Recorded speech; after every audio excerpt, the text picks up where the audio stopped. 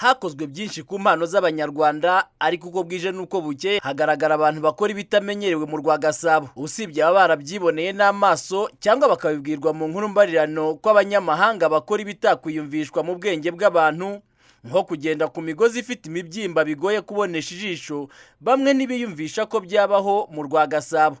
Icyakora kuba iyaremye abantu ari imwe byaba impamvu yo kwemera ko banganya ubushobozi, bagatandukanira gusa ku mahirwe yo kubyereka isi.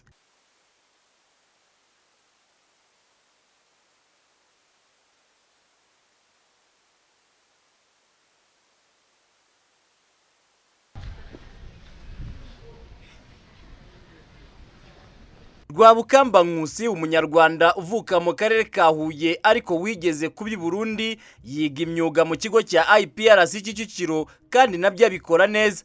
Ku ruhande rw'ibi, uyu musore wavutse muri 79 afite impano mpuzamahanga yo kugendera ku kagozi k'icyuma benshi banikaho imyenda mu ngo kazwi nk'iwaya.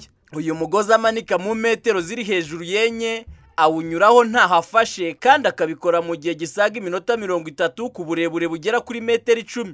Ni ibintu busanzwe mubona mu ruhando mpuzamahanga, mukibaza muti ese hari umunyarwanda wabishobora? Nguyu rero ibintu akora ni ibintu bitangaje bitunguye abantu batari bake. Ahagaze ku mugozi, nta handi hanafashe, murabona amaboko ye ntarashobora gusubira inyuma kuri uyu mugozi mubona nanjye andi hejuru, kandi nta handi hantu yigeze akora nk'uko bigaragara. Mu gihe abanyamahanga bamamaye muri ubuhanga bwo kugenda ku mugozi bagana imbere, uyu Rwabukamba Nkusi we anafite umwihariko wo kuba yawugenda kuri uyu mugozi asubira inyuma nta na hamwe areba. Sava nta kibazo. Ibi bintu bikora gute? Yani ni impano nanjye nagerageje kuyiga. Bwa mbere ubigerageza ntabwo wigeze uhanuka cyangwa ngo wagira impanuka y'izindi?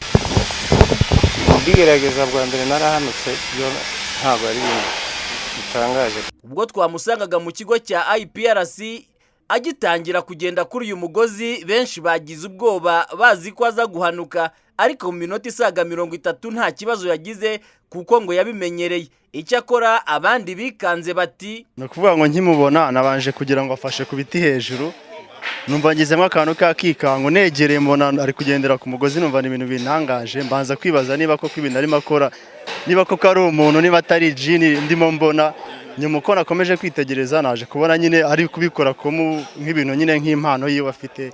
Byagora benshi kwemera ko iba ari ibintu bisanzwe, ndetse bamwe bakanakeka amagini nk'ibimenyerewe ku Banyarwanda bananiwe kwiyumvisha ibintu mu bwenge bwabo. Ariko abamuzi neza, bakorana, bigana, bemera ko ari impano ya Rwabukamba. Bindi bavuga ko ari ibyo yakoreshwa cyangwa ibiki, ni impano bamwigishije nawe, na n'ubu kandi aracyabikora, na n'ubu byamugiye mu maraso.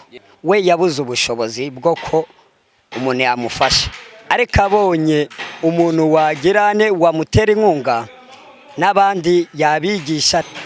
Ariko ku bwanjye nasaba ko mwageraho mwamuvugira kugira ngo abe yabasha natwe kuduha ku bumenyi bwe, kuko byadufasha. Niba ari impano se, umwe mu babigerageje bigana byamugendekeye gute? Nanjye nashatse kubibyiga, ariko nabanje umutwe hasi, ndavuga sinakongera ndi Butare. Rwabukamba Nkusi usigaranye mamubyara gusa na n'ubu ntarashaka, avuga ko ibi ngo biterwa n'ubuzima bubi kuko ngo atarabasha kugira ubushobozi yifuza.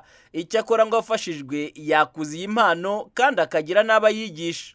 Mbonye nk'urubyiruko bishaka kubimenya, afitemo n'ubushake nabibatoza nta kibazo, ni nk'isiporo zindi zisanzwe. Rwabukamba Nkusi amaze iminota igera kuri 20 hejuru y'uyu mugozi kandi nta kibazo na gito yigeze agira. Avuga ko nta zindi mbaraga na nke y'abakoresha, bamwe bavuga ngo ni imbaraga z'imyuka mibi, avuga ko ari imbaraga ahubwo z'Imana yamuhaye. Nta kibazo na gito afite kandi ngo uwanabishobora wese yaza akabimwigisha. Vincent Niyibizi, Royal TV.